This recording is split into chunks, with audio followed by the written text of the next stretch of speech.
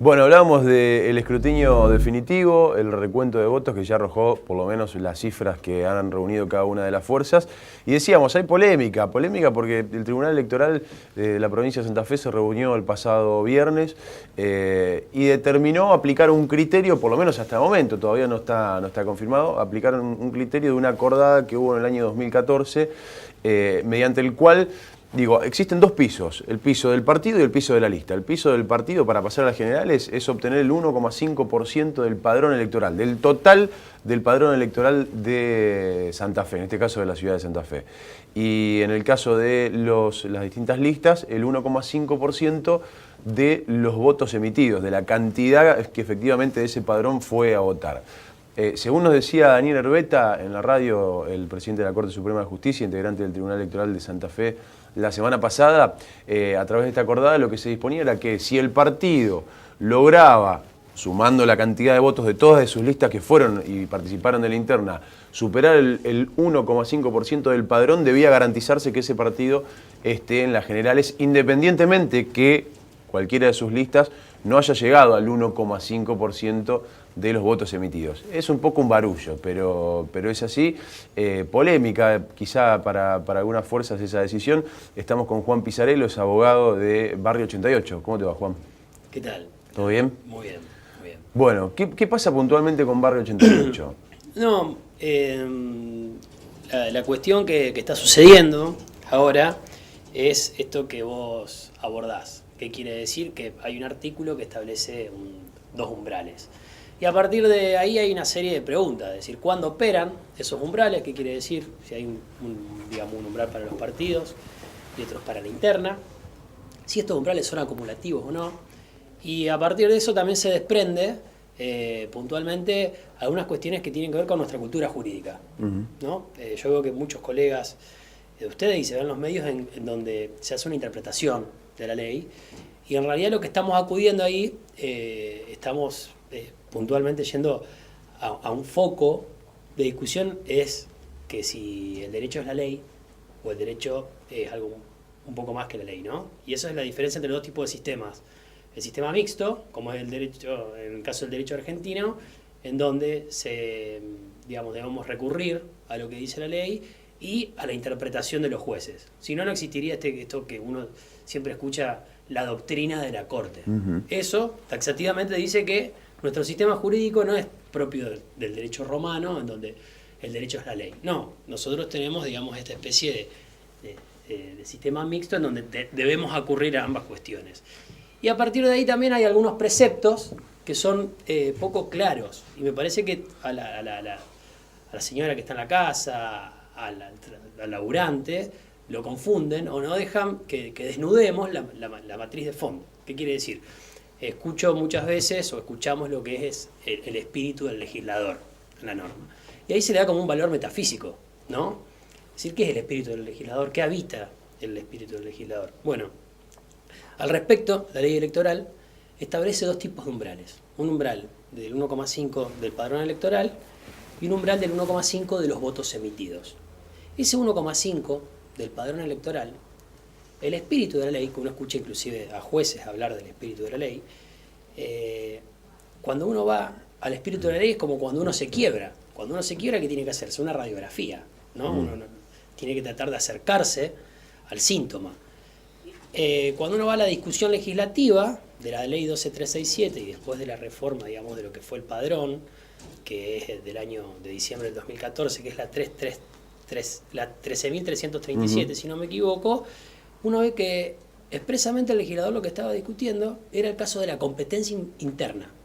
¿Qué quiere decir? Cuando adentro de un partido, frente o alianza, había dos o más listas.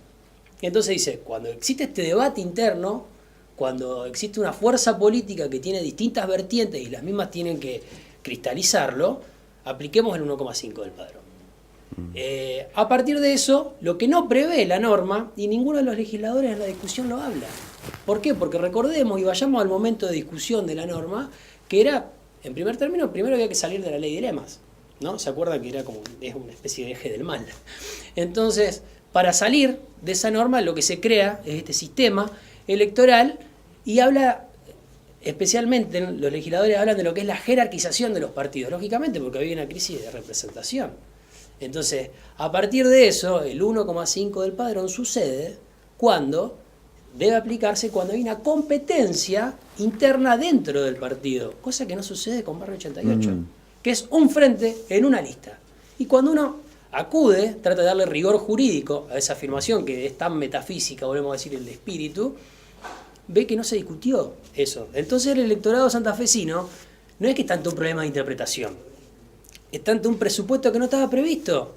Y el derecho constitucional y el derecho electoral debe construirse a partir de contradicciones, como lo construimos los sujetos también, ¿no? Entonces es sano para la sociedad que esto pueda ponerse en debate, pero principalmente que el órgano electoral, en vez de recurrir a visiones formalistas y exégetas, deje de contemplar una realidad, ¿no? Puntualmente, la cuarta fuerza política, que es Barrio 88, en Santa Fe, no puede participar de elecciones. Y sí participa otra fuerza, que es la de Espacio Grande, que está liderada por Luz Balbastro, en donde entra como última lista, en esa general, una lista que tiene 207 votos. Los santafesinos, ¿qué quiere decir? Hay un aglomerado de santafesinos que tienen una intención política, que se pone en el cuarto lugar, no van a tener representación, pero sí una lista de 207. Entonces, ¿qué se está legitimando? ¿Y qué está legitimando el Tribunal Electoral a través de los resultados que notifica hoy?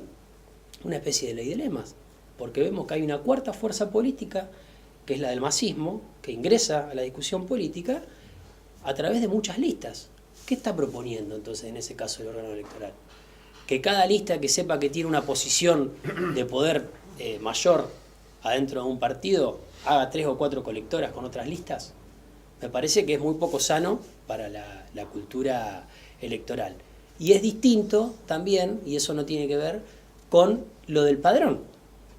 Lo del padrón electoral es muy importante, ¿por qué? Porque está basado en este principio de que había que darle fuerza a los partidos políticos, había que darle vida interna, y la vida se da bajo el criterio de la discusión. Entonces, para tratar de cerrar esto, es muy importante que tengamos en cuenta que lo que estamos matando acá, lo que estamos pensando es ese criterio que es propio de la ortodoxia, ¿no? De que la ley, el derecho es solamente lo que dice la ley. Hay un autor que se llama Duncan Kennedy que dice el derecho es lo que los jueces dicen que es. Entonces, acá tenemos una colisión de sistemas y lo vemos digamos, en las decisiones del órgano electoral. Inclusive un órgano electoral que ha tenido una conducta. En materia de derecho administrativo es muy importante la conducta del órgano, porque crea lo que se llama las legítimas expectativas. Y es un derivado del principio de buena fe, que es un precepto del derecho civil que se trae al derecho público. A partir de eso, de ese principio, nosotros vimos que el órgano estaba escrutando con el 1,5 de los válidos emitidos. Había toda una actividad, y cuando llega a Santa Fe, esa situación se contractura. Probablemente porque había una disputa de poder más grande. Está bien, hay que cristalizarlo. Esto no hay que meterlo debajo de un tapete. ¿Te voy a decir que a Barrio 88 lo dejan afuera porque no le conviene a alguna de las fuerzas políticas? Yo lo que veo es que se está aplicando un criterio basándose en una interpretación y que está pasando una fuerza bajo criterios de razonabilidad que son inclusive contrarios a lo que el mismo órgano electoral presupone. Puntualmente hay dos tipos digamos, hay dos preceptos que hacen que uno se dé cuenta que tiene una entidad política, una fuerza con entidad política. La representatividad, ¿qué quiere decir? Que no sea irrepresentativa la fuerza. Y en segundo término, la robustez política. Eso lo dice el Tribunal Electoral, para desechar, inclusive para desechar pretensiones que han interpuesto. A partir de esos dos preceptos, si uno va a Barrio 88, claramente es una fuerza que es representativa y que es robusta. Y de hecho, ha superado ampliamente el piso del 1,5% de los votos emitidos. ¿Qué dice la ley respecto a los frentes que no tienen más de una lista dentro de la disputa electoral, de las PASO, como Barrio 88, respecto al umbral que deben tener la lista individualmente? ¿Cómo se zanja esa discusión? Ahí está la discusión y creo que es lo que estamos intentando abordar. El problema es que no se aborde la discusión. Probablemente el Tribunal Electoral tenga una solución poco feliz para lo, digamos, para lo que implica Barrio 88, como fuerza política insurgente. Recordemos que estamos hablando de una fuerza política nueva, que debuta en estas elecciones y que se lleva un conglomerado de votos que es llamativo. Entonces, esa pregunta que vos haces, justamente la respuesta es, cuando uno va y analiza el precepto del artículo, del dichoso artículo, no prevé el artículo en la discusión, en el espíritu del legislador. Cuando una persona le diga espíritu del legislador, hay que tener alerta, hay que tener sacando el problema de encima, ¿no? Hay que tener una pregunta, no hay que tener una respuesta ante eso, porque es muy sano además tener más preguntas, porque así se construye una sociedad. Entonces, cuando el precepto de un frente que tenga una lista no está contemplado en la ley, y a partir de ahí los criterios interpretativos tienen que excluir la pauta objetiva. Ante la inexistencia de una pauta objetiva tiene que sucumbe la otra, que es la de 1,5 de los votos emitidos. Me pongo del lado de frente para poder tensar la discusión, porque ni siquiera estoy tan convencido que así sea, pero si planteamos que el umbral para todos los frentes es el 1,5% del padrón, de los votos del padrón, como está planteado, la decisión después de que adentro de los frentes haya o no haya internas es una decisión de ese frente y no del resto. Porque, digo, si lo vemos de ese lugar, yo también digo, bueno, vamos solos, hacemos una lista y nos sacamos de encima el porcentaje más alto y nos quedamos con el más chiquito, el 1,5% de los votos emitidos. Digo, también es una estrategia que de alguna manera termina siendo injusta con el resto, porque si vos cuánto necesitas para pasar, y 5.000 votos, y vos cuánto, ahora yo 2.000, porque no tengo interno. Pero por ejemplo, si aplicamos el criterio del 1,5% del padrón electoral, ¿cuántas porciones cuál es la porción de la población que concurra a votar? Entre el 70 y 75%. O sea, se está otorgando una unidad de medida a la hora de la votación, en donde se pondera una porción de la población que no cumple con la ley. O sea, pero eso es lo que decidieron Se disvalora, los legisladores, ¿sabes? Pero los legisladores, justamente, no es que los circuitos de decisión no pueden tener reproche. No, sí, a mí lo único que me llama la atención es que tengan reproche después de las elecciones. Porque el planteo es, si vamos a jugar un partido de fútbol, decir, ¿cuánto jugamos? 90 minutos. Sí, pero yo a los 92 hacía el gol. Dijimos 90, sí, digamos. Esa es la única discusión. La cuestión es que en términos futbolísticos... Igual que Luz Balbastro, lo que vos planteás del espacio grande de Luz Balbastro, yo coincido lo mismo, porque decís, a ver, la lista de Luz Balbastro, ¿sacó el 1,5 de los votos válidos? No. Una cosa es gritar... Ninguna de esas. Una cosa es quejarte en el minuto 92. Y otra cosa es que desde el minuto 0 te digan que el arco es uno solo, que tenés que patear ese arco. Los arcos son dos, pero que tenés que patear un arco.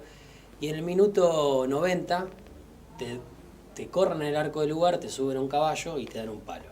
Acá lo que no existe es un criterio de normas y que tiene que ver con la conducta del órgano desde un primer momento, en donde se vislumbraba que entraba una fuerza política que no termina entrando.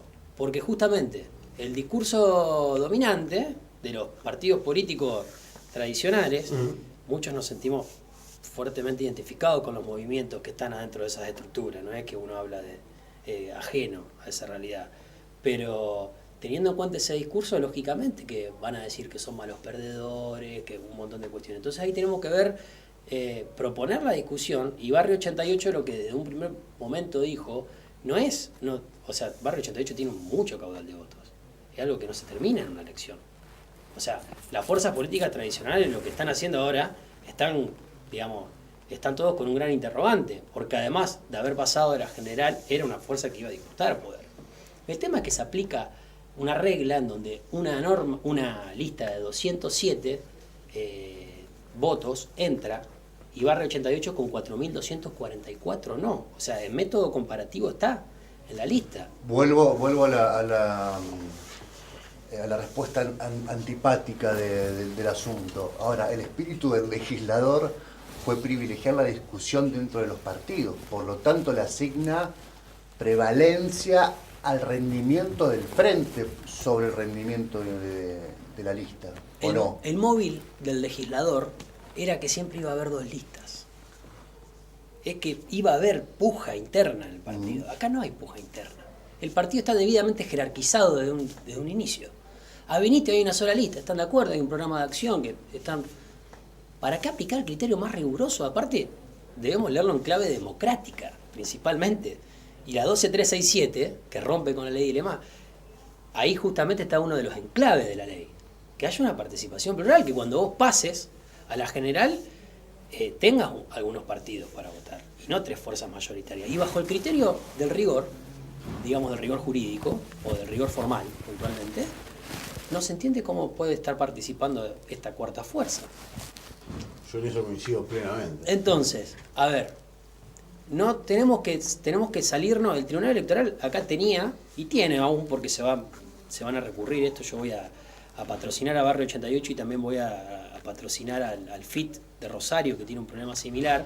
Lo que pasa es que en Rosario no se ve, no es tan evidente como con Santa Fe cuando uno ve las listas y ve estos 207. Quien queda en offside ahí es la autoridad electoral. Sí. Y por eso tiene que dar reglas. Se autoriza a pasar a uno y a otro no. Eso Claro, está Y claro. medianamente, lógicamente, que despierta la pregunta. Pero está Porque bien. además, con todo derecho, también otras fuerzas más pueden decir, bueno, si lo dejaron pasar a uno y tiene 200 votos, Rubén Sala, que sacó casi 3.000 votos. Sí, aplicando los votos emitidos hubiera quedado muy poco Sala. También dice, bueno, Rubén Sala es otra posibilidad. del Partido Comunista. Claro, a lo que voy también es que este análisis se necesitan reglas, y también los que somos operadores jurídicos. Yo cuando entro al Poder Judicial eso lo ha cristalizado. Uno puede entrar a los expedientes, o sea, uno lo puede ver. En el Tribunal Electoral no. Uno tiene que andar buscando, hurgueando los autos, viendo. Entonces, por ahí se necesita también no solamente hablar del sistema electoral, sino también de los mecanismos de publicidad del mismo, y que hay un montón de ámbitos que son discrecionales, pero ya discrecional en el sentido peyorativo, porque la discrecionalidad en el derecho administrativo es válida, en donde debemos tener reglas más claras. ¿Por qué? Porque las crisis de representatividad no se arreglan con un auto que establezca una forma de interpretar o de concebir, armonizar el sistema total. ¿Hay algún Sí, fallo, sí, ¿hay algún fallo anterior que le haya permitido a una fuerza, como este caso, que era una sola, que no iba a internas propias, a En concejales, eso, y que no llegó? Barrio 88 es taxativo también, porque acá lo más fácil es decir, digamos, que existe un montón de antecedentes que se contraponen, y existe lo que es un antecedente que es el 693, el auto 693 y después el 695, o sea, que se cuenta, operan los votos emitidos dentro de la categoría de diputados y se hace extensivo a concejales, pero no para el caso particular. Entonces, ¿qué quiere decir? No es que, como no existe en el caso particular, no puede quedar un criterio vago e indeterminado. Den luz a eso, luz de forma tal que se pueda leer en clave democrática, porque, reitero, tenemos un problema en octubre. Hay un caudal de votos, un caudal de gente que no tiene representación, que se siente excluida y que tampoco no ha masticado una respuesta del órgano. Recordemos que el Tribunal Electoral está, hay 3 jueces, uno es el presidente de la Corte, 2 camaristas y el secretario electoral, es un órgano mixto. Por parte de ese órgano no tiene ninguna respuesta. Entonces, Y además todos esos votos juntos conformarían una fuerza que quedaría segunda en las elecciones de las PASO. Sin tener una mirada, o mejor Todos los dicho, votos juntos, vos decís, de esos Todos los partidos que no de esos entraron. electores que Sumando tuvieron todos una los opción electores. positiva pero no entraron, ese caudal, que es cerca de 24.000 votos, serían ese universo total, la segunda fuerza, si lo contamos, si contamos los votos de Castelló que están por debajo de ese número. Con la precaución de tener una mirada purista del asunto, ¿no sería recomendable que la política responda sobre esto también? Los referentes de la política. Es que está muy buena la pregunta. Un constitucionalismo democrático, que es la vertiente filosófica dentro del derecho que estudia estas cuestiones, dice claramente que la respuesta la tiene la ciudadanía y no la clase dirigente. La ciudadanía, cuando entra en crisis con el sistema, las crisis de representación se canalizan por lugares donde uno menos se imagina. A mí me da mucho pudor, como ciudadano santafesino, tener que vivir esta situación. Porque en términos de su desarrollo estamos hablando, ¿no? no solamente de aparato electoral, sino de que una fuerza que es la cuarta en una ciudad, además con los clivajes tan particulares como es Santa Fe, ¿no? Elija una nueva opción, de una fuerza autogestionada. Probablemente estamos tapando un síntoma y lo que deberíamos hacer es abordarlo y ver, aunque la solución no sea grata, ese no es el problema. Que el Tribunal Electoral reglamente un caso particular de una forma, bueno, se gana y se pierde, pero lo que necesita la sociedad son reglas claras. Y el reflejo que ve por parte del órgano electoral, que es este órgano mixto entre jueces, digamos, y de la Secretaría Electoral, después que está el personal, que el personal de la Secretaría Electoral es excelente y que realmente por las personas que muchas veces nos toca trabajar en esta materia siempre nos abren las puertas, puede llevar a lugares medios confusos. Entonces por eso es muy importante. Yo creo que en realidad con Barrio 88 estamos ante una muestra de la sociedad santafesina que hay probablemente un nuevo tipo de representación, ¿no? ¿Cuántas enmiendas se han hecho de la boleta única desde que se aplica? Porque una de estas últimas, la acordada por el piso, el umbral de los candidatos, a trazo grueso, de los votos individuales por lista, pero recuerdo una que se zanjó, que es en términos de cualitativos y cuantitativos, un transatlántico al lado de una lanchita que se está discutiendo ahora. ¿Te acordás que la Constitución del 62 dice que el gobernador gana la elección y se queda con la mayoría de los legisladores en la Cámara de Diputados? La boleta única permitió que Bonfatti llegue a ser gobernador, pero que como María Eugenia Bielsa tuvo un rendimiento electoral fenomenal, la mayoría de los legisladores se los quedó el PJ. Y tuvieron que subsanarlo. Incluso por encima de lo que decía la letra de la Constitución. La inteligencia ahí del convencional constituyente, y al decir la inteligencia también hablamos como del espíritu. Yo no sé cuál es la inteligencia, entonces no nos allanemos en esta cuestión. Lo que creemos que por sistémica se trató de instaurar en nuestra constitución provincial es que haya un cambio de aire constante, o sea, completo. No ese cambio de aire constante que pasa en la nacional, que es 2, 2, 2, 2, sino que cada 4 años haya un recambio completo. Es un sistema distinto que el de la nación. En lo que vos decís, la modificación que existió, de los umbrales, que es desde diciembre del 2014, es muy curioso, porque cuando uno ve los antecedentes legislativos y va al diario de sesiones, en primer término, se vota antes de debatirse. Bueno, vamos a votar, votan todos los legisladores y después debaten. Qué bueno, para cuestiones de representación, puntualmente cuestiones electorales, a mí me llama la atención con un alto grado de ausentismo. Entonces ahí está un poco tu pregunta. ¿Debemos dejárselo a la clase dirigente? No. Yo consigo un sistema en donde si la gente no está empoderada, realmente la clase dirigente puede llegar a darle la espalda en algún momento. Ahora, ¿cómo se empodera realmente al ciudadano común en ese sentido? A mí lo que me llama la atención de Barrio 88 es que también propone una lógica de autofinanciamiento. Yo soy, ya acá opinando personalmente, muy cauteloso en algunos tipos de discursos, pero me parece que en la crisis de representación que existe sobre los partidos tradicionales, que pase esto con Barrio 88 en esta elección, con el caudal de votos que tuvieron, y que se aplique un criterio, un rigor formal a esta situación, me parece que lo que estamos teniendo es un síntoma de algo y que debemos por lo menos tenerlo en cuenta de acá en adelante, y principalmente para la elección de octubre, porque hay mucha gente que no está contenta con esta primaria después de este resultado. Y no por el resultado de la cantidad de votos, porque el caudal de votos es muy bueno, sino ante este tipo de situaciones. Por lo menos 4.000 y pico, ¿no? 4.244, claro. ¿A cuántos quedaron, perdón? ¿Cuántos votos quedaron del umbral? ¿Del 1.5 el padrón? 4.575 es el umbral. Nada, 300 votos. 300 Bueno, votos. pero porque ahí empieza a tomar relevancia. Cuando uno se va acercando a los números y ante todo, las normas jurídicas son ficciones, ¿no? Que se utilizan para poder ordenar patrones sociales.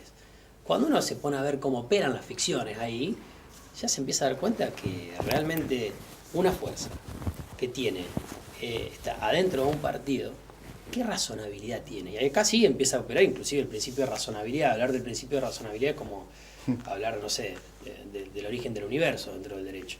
Pero es razonable, además del planteo que tiene Barrio 88. Y no es que Barrio 88 se está quejando en el minuto 92. Y eso es algo muy importante, porque hay un discurso dominante de las fuerzas tradicionales que, bueno, se están quejando Claro, porque no saben. porque no entraron. Acá lo que existe es otra cuestión. Y aparte, en términos jurídicos, tenemos la obligación como sociedad de poner la lupa sobre este caso y poner la lupa sobre el Tribunal Electoral que nos dé buenos argumentos al respecto. Acá el problema no es ganar o perder, es tener reglas claras y tener conductas de los órganos que estén dirigidas a esclarecer estos procesos y no a ponerle a veces un manto de oscuridad. A mí me da mucha vergüenza cuando se contracturó el escrutinio el viernes, porque tendríamos que haber tenido los resultados.